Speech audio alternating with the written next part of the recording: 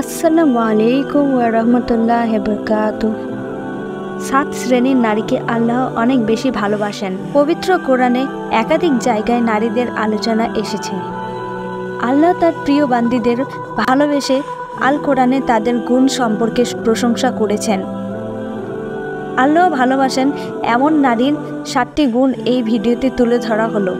Number 1, যে নারীর কাছে পুরুষেরা মানসিকভাবে আশ্রয় পায় সেই নারীকে আল্লাহ ভালোবাসেন।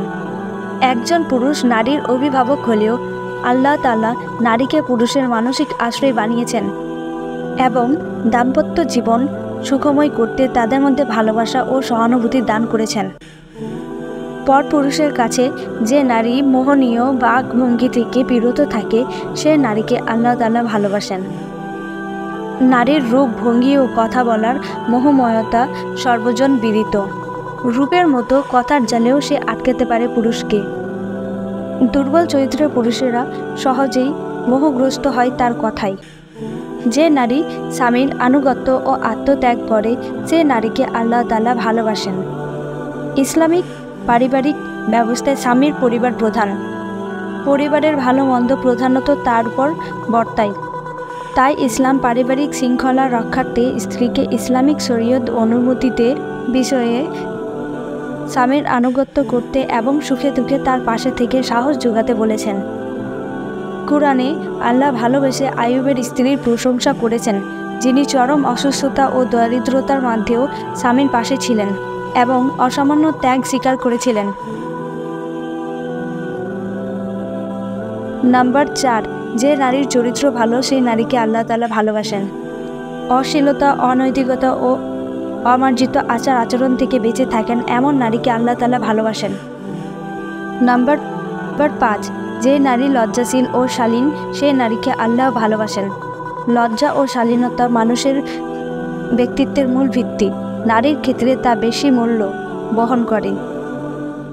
শালীনতা মুমিন নারীর মর্যাদা ও সৌন্দর্যের ভিত্তি, যা তার পোশাক পরিচ্ছদ থেকে শুরু করে জীবনের সব ক্ষেত্রে প্রকাশ পায়। সুতরাং নারী এমনভাবে চলাফেরা করবে না যা তার ব্যক্তিত্বের সঙ্গে সঙ্গতিপূর্ণ নয় এবং যা মানুষকে পাপে উদ্বুদ্ধ করে। নাম্বার 6, যে নারী মার্জিত ভাষী সেই নারীকে আল্লাহ ভালোবাসেন।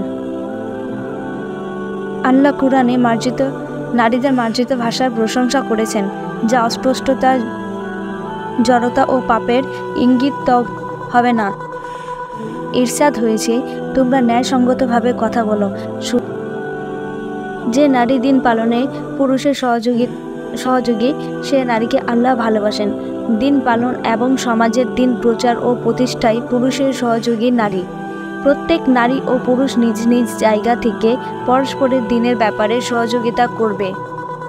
আল্লাহ তাআলা বলেন, মুমিন পুরুষ ও নারী পরস্পরের বন্ধু। তারা সৎ কাজে আদেশ করবে, অসৎ কাজে নিষেধ করবে।